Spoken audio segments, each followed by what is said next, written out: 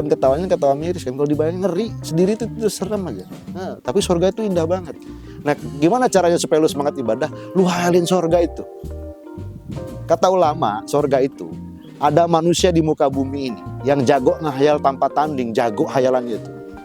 Paling tinggi lah dia kalau ngehayal. Tentang sempurnanya indah surga itu, nggak sampai di hayalan. Lebih indah daripada hayalan dia.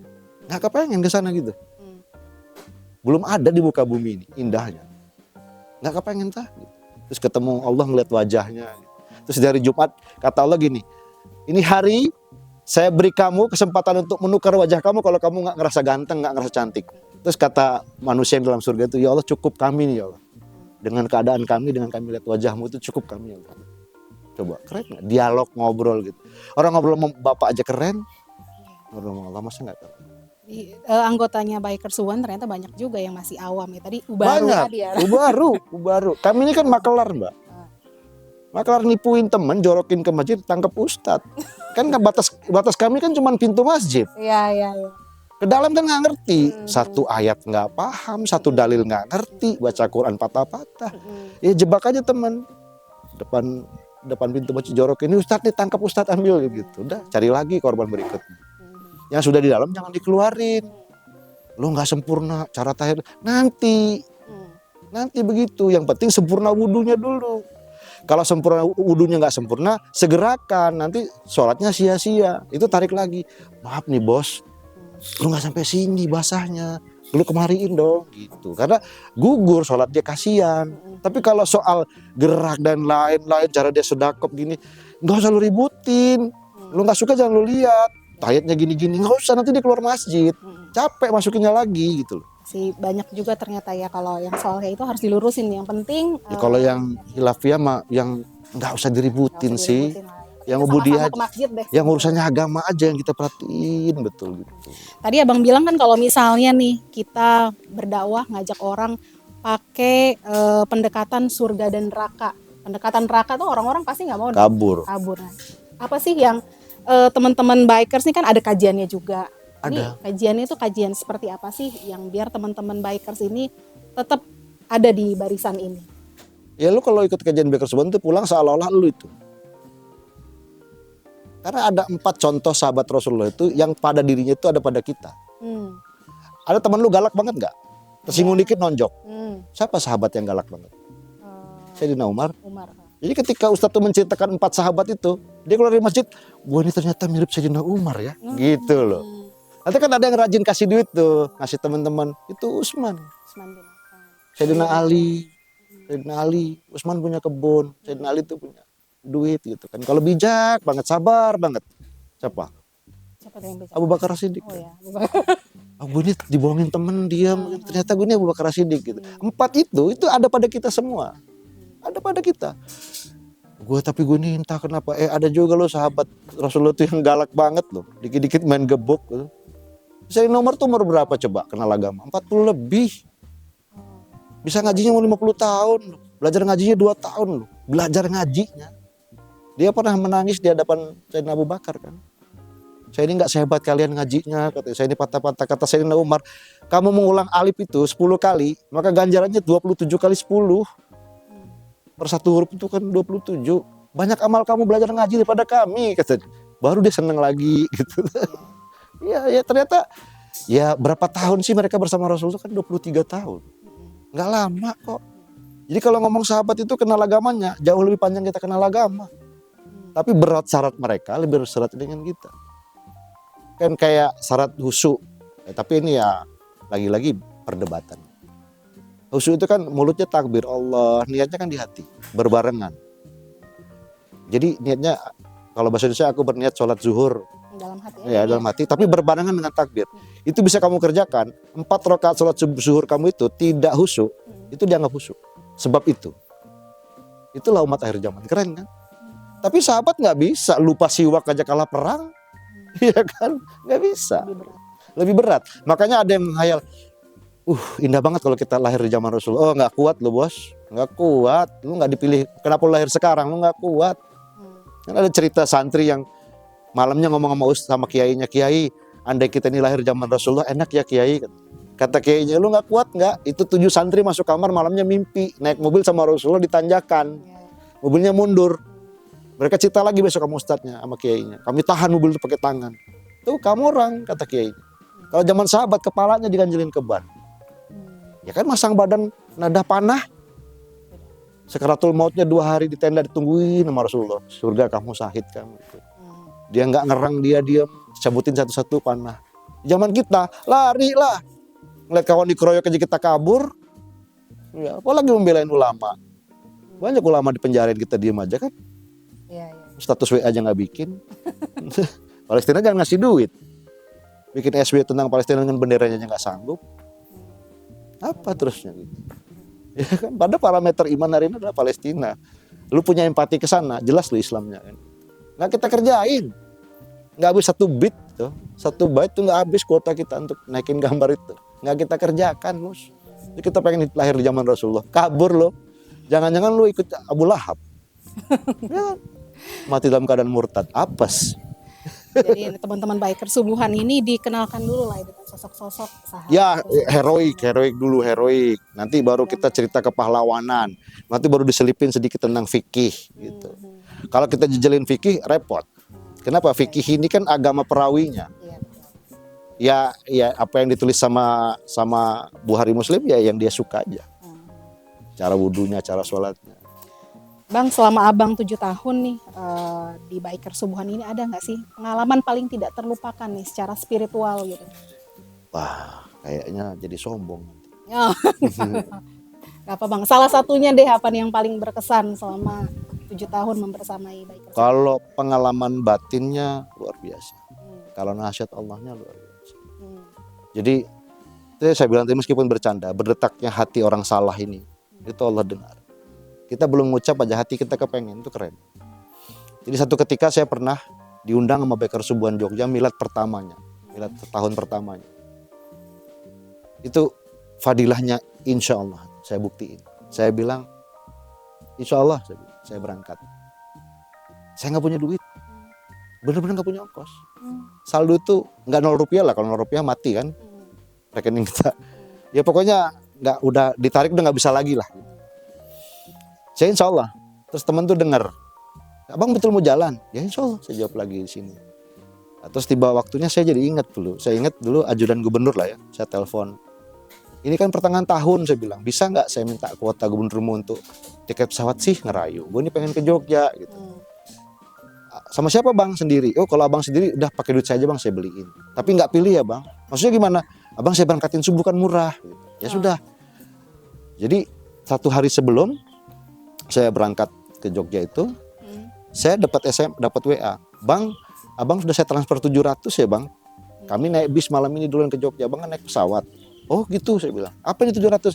Kan saya beli speaker abang, speaker tip. Saya bayar utang ya bang. Dapat 700. Subuh besok saya dantar istri saya ke bandara. Karena kejar sholat subuhnya di masjid dekat bandara. Karena saya mau terbang subuh. Jadi saya belum sarapan. Bawa roti, sholat subuh di bandara. Sarapan roti saya di jalan. Di ATM bandara saya tarik tuh di 700.000 saya tarik 500. Tiket kan sudah dikasih. Terbang saya ke Cengkareng. Itu hari di mana Jainuddin Hasan ditangkap. Hari itu. Jadi ramai itu orang ngegosip. Sampai Cengkareng saya ditelepon sama Ketua Dewan Provinsi. Kan bunyi announcer. Penumpang Kalimantan ini, pintu gate ini gitu.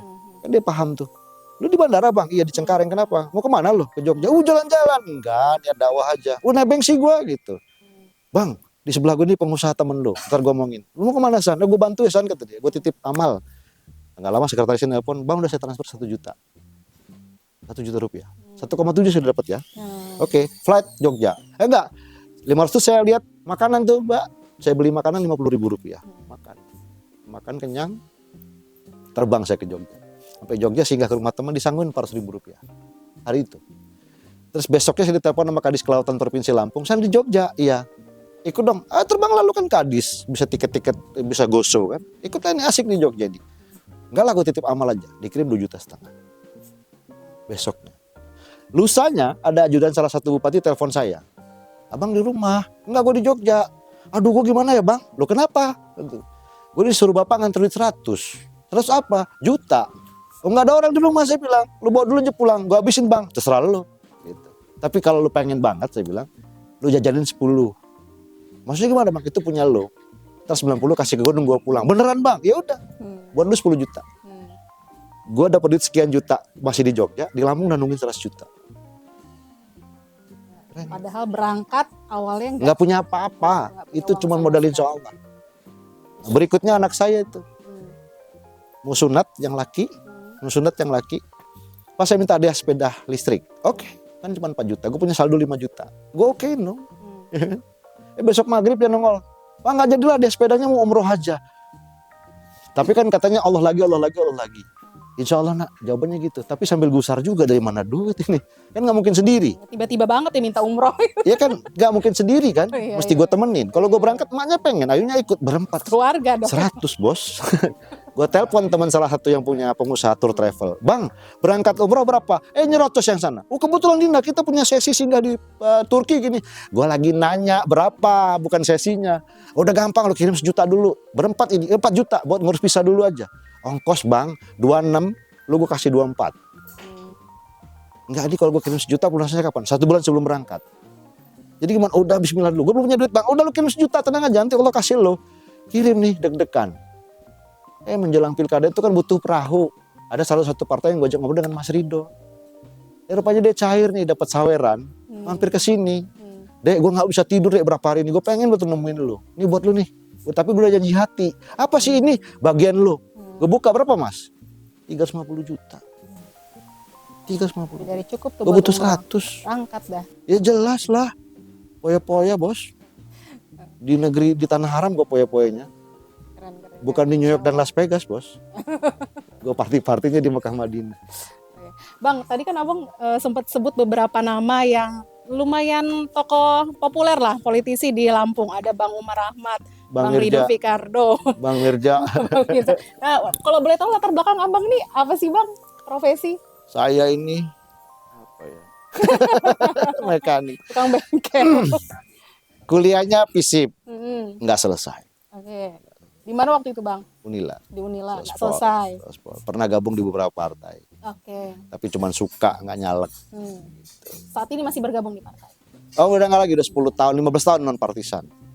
Pengen jadi anggota KPU, tapi punya jasa SMP. SMA, kuliah nggak selesai, jasa SMA-nya hilang. Jasa SMP. Jadi OB gue di KPU dong, nggak bisa jadi komisioner. Maka tenang lah, anggota KPU nggak perlu gue saingin. Mau jadi bupati wali kota syaratnya SMA, nggak bisa juga. Jadi temennya aja, bantu-bantu mikir gitu. Bantu mikir. Nggak, bagi saya politik itu hobi. Seperti halnya ketika saya makan sesuatu, bakso atau apa, saya butuh cabai untuk pedesnya. Kalau nggak ikut rasanya masak musim durian, jangankan makan, baunya aja lu nggak kebagian, kan nggak asik. Ini kan tahun politik, masa baunya aja lu nggak kebagian. Politik itu asik bos. Jadi dikasih tahu nih, karena saya ini anak saya ini mahasiswa FISIP yang pada akhirnya di DO dengan FISIP Unila itu. FISIP itu punya politik itu punya etika, politik itu punya moral. Kenapa saya bilang politik punya etika dan moral? Politik itu adu siasat, tapi jangan masuk ke dalam wilayah pribadi. Andai si A ini tukang selingkuhan, kita buka itu kasus pribadinya, dia ribut sama bininya, pilkadanya selesai, berantem sama bininya nggak beres-beres bos, nggak fair cara gitu tuh. Lu jangan masuk ke wilayah pribadi. Kalau main bulu tangkis itu ya semes ya tangkis ya semes ya serpen lah apalah gitu. Di luar lapangan jangan lu kerjain dengan raket dong. Gitu. Itulah etika politik. Katedral politik nggak punya moral. Lu nggak sekolah sih. Lu dagang cilok punya duit ngalak terus jadi. Itulah jadinya lo. Nggak lama diambil KPK. Itulah lo sekolah politik itu. Datang ke sini kedamaian UGM. Nanti gua ajarin ilmu kehidupan. Ya kan? Jadi temennya pejabat semua nih kayaknya abang. Ya karena gue tebel muka. Main-main dapat kopi. Bang Sani, makasih banyak nih tadi kita udah dapat lumayan banyak lah input dari abang. Enggak lah kurang. Semoga teman-teman yang saat ini bergabung dengan Bikers Subuhan makin istiqomah untuk menjalankan sholat subuhnya. Yang belum gabung bergabung. Nah, yang belum gabung di sini nggak cuman Bikers ya, teman-teman yang non Bikers juga silahkan bergabung ke Bikers Subuhan. Kalau mau gabung kemana bang? Dipantau IG-nya aja. Nah, kalau teman-teman mau bergabung bisa pantau IG-nya Bikers Subuhan Lampung. Karena nanti titik Sabtunya itu di Kamis atau Jumat sudah di-upload. Sudah diupload. Nanti setiap kegiatannya sehari sebelumnya sudah diinfo di Instagram. Belum mau ke masjid, kesini dulu nggak apa-apa. Sini dulu nih. Nggak apa-apa, rumah saya terbuka kok. Saya ini PNS. Oh, apaan tuh? Pagi nunggu sore. Pagi nunggu sore. Nama keren dari pengangguran. PNS satu lagi ada Mbak. Apa tuh? Pegawai Nabi SAW. Setiap azan berangkat ngantor, pulang azan, pulang sholat. Tapi biar pengangguran banyak yang dikerjain nih. Kalau teman-teman lihat di belakang kita ini ada motor-motor yang lagi digarap sama abangnya. Kan pernah kawan saya nanya, apapun kamu kerjain sih gitu.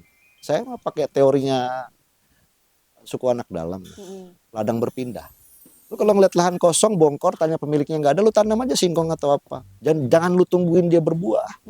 Pergi aja lagi. Ini ke tempat ada tanah kosong, tanam lagi. Nanti tanaman lu pertama dikabarin tuh. Durian lu buah nih. Kesini datang dong. Kapan caranya lu mau panen? Jangan berhenti menanam. Kalau nggak pernah nanam nggak bakal panen. Tanam aja dulu. Iya, soal buah jangan lu pikirin. Allah nanti akan memproses kok. Jadi segala kebaikan dikerjain aja dulu. Dapatnya apa? Ya nanti.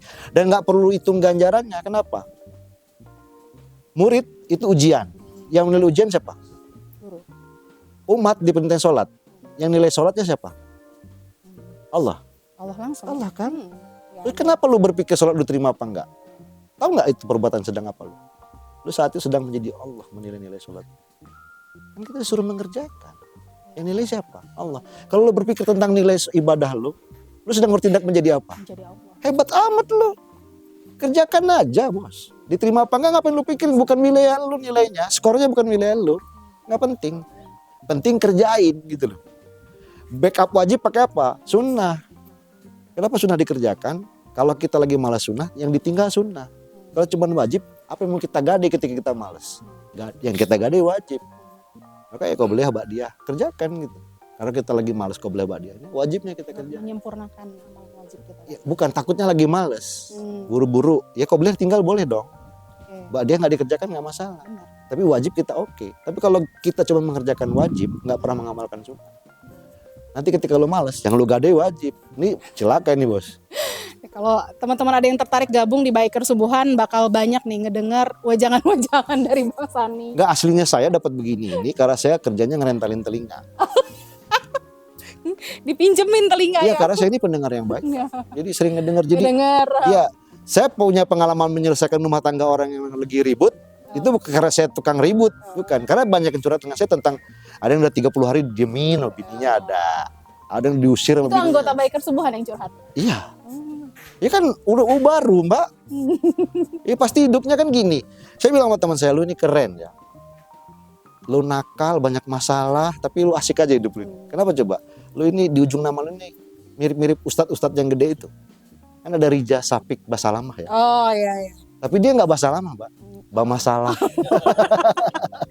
Mirip aja. Makanya lu gak jadi ustadz karena ujung nama lu tuh bermasalah. Kalau Basalamah jadi ustadz Mbak, jenggotan. Bercanda nih, bercanda. Terakhir nih, ada pesan gak yang ingin Abang sampaikan? Kalau harus ada sih Bang, harus ada nih pesan yang ingin Abang sampaikan buat teman-teman nih yang mungkin saat ini masih berat subuhan Bang. Ya nggak ada sih. Nggak ada. Kalau kita diomongin aja tentang bicara tentang mati nanti serem. Tapi padahal mati itu harus sering dibicarakan.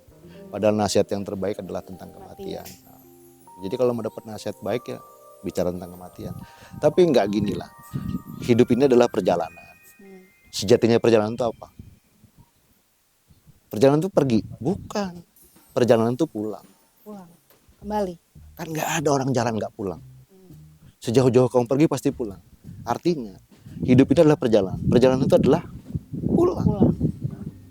Nah kalau pulang, lu udah punya bekal belum untuk pulang? Kalau nggak bisa pulang lo, ya cuma sampai tujuan aja, tujuan di setengah perjalanan. Ya nggak usah kita bilang gua gede, amal lu banyak, nggak penting. Ya kalau itu sampai di situ lu diem, isap dalam rokok, lu udah punya sangu belum sih? Ya jauhnya ke Raja Basa itu butuh sangu bos. Semurah-murahnya Gojek motor tuh 6.000 7.000. Kalau nggak punya nggak bakal ditumpangin sama Gojek. Itu semua ke surga tuh sangunya apa gitu. Gojek aja 6.000, masa mau ke surga goceng? Ya kan gitu. Dan banyak cara untuk mengumpulkan sangu-sangu tadi. Banyak. Sambil di jalan menuju pulang. Sedekah nggak perlu nunggu kaya. Takutnya belum kaya nanti mati. Sholat nggak nunggu dapat hidayah. Dari sholat kita dapat hidayah. Buruk menjadi baik. Sholat itu bukan untuk orang baik. Sholat untuk orang buruk. Karena dari sholat turun yang menjadi baik. Menjadi baik. Ya kan gini. Hidup kita ini tidak ubahnya seperti memori HP. Yang kalau kita fotoin banyak-banyak, dia akan penuh. Penuh. Nah, fotolah dengan angel-angel yang baik tuh. Kalau kameramen foto yang baik. Nah, sampai waktu itu kamera bilang memori penuh. Lu akan kasih opsi kan, hapus yang lama. Yang lu hapus yang mana nih? Yang jelek. Kan gitu. Kenapa nggak foto yang sekarang lu hapus? Ini keren tahu gitu. Nah, artinya sebanyak-banyak lu moto, sedikit seterbatas apapun memori lu akan memilih yang baik nantinya. Maka kerjakan yang baik. Kalau terus belajar moto kan lama-lama jadi pinter tuh. Yang lama-lama lu hapus. Kenapa? Jelek. Terlalu terang cahayanya, oper lah, backlight lah, segala macam lah, gerak lah, blur lah. Gendut lah. Iya, dari tukang foto itu kita bisa belajar hidup. Ya, kalau nggak fokus nggak bakal jernih. Lo mau ibadah fokus, lo mau kerja fokus. Tanya tukang foto lah, tanya kameramen. Coba nggak fokus, nggak jadi gambar itu. Blur. Lo ngomong nggak punya duit buntu, lo nggak fokus cari duitnya. Lo nggak usah ibadah, ya lo nggak fokus ibadahnya. Gak fokus kerjanya. Ya tanya tukang kamera.